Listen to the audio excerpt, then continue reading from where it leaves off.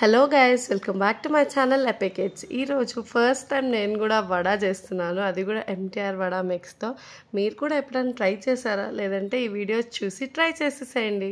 వీడియోలో చూపించినట్టు ఒక బౌల్లోకి ఆ పౌడర్ మిక్స్ అంతా వేసేసేయాలి. సో ఇలా 500 గ్రామ్స్ ఆఫ్ వడ మిక్స్కి 525 ml ఆఫ్ వాటర్ యూస్ చేయాలి.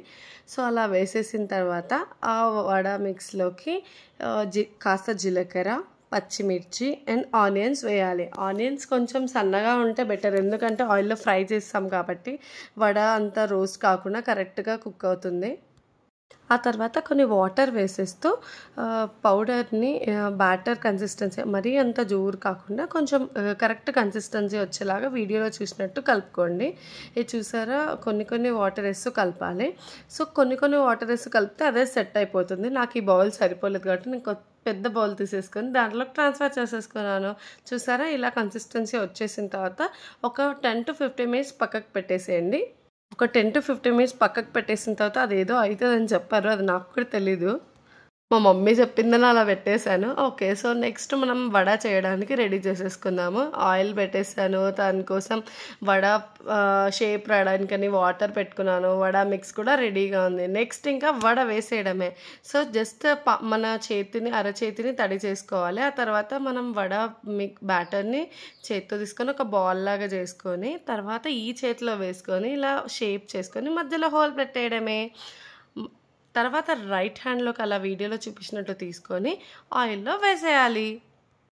సో ఆయిల్లో వేస్తున్నప్పుడు వాటర్ తగులుతుంది కదా అని ఏం భయపడాల్సిన పని లేదు. వడ మిక్స్ ఉంటుంది కాబట్టి ఏం ప్రాబ్లం లేదు. వడ ఎక్సలెంట్గా ఆయిల్లో పడేస్తుంది. చూసారా, గోల్డెన్ కలర్ బ్రౌన్ వస్తుంది. ఇంకా బ్రౌన్ కలర్ చూసారా, ఏమంటే బ్యాటర్ కొంచెం కన్సిస్టెన్సీ కరెక్ట్గా ఉంటే వడ కూడా కొంచెం సాఫ్ట్ ఉంటుంది. మా వడలు అయితే చాలా బాగా వచ్చేసాయండి. మీరు కూడా ఒకసారి ట్రై చేయొచ్చు ఇదే వడ మిక్స్ యూస్ చేసి.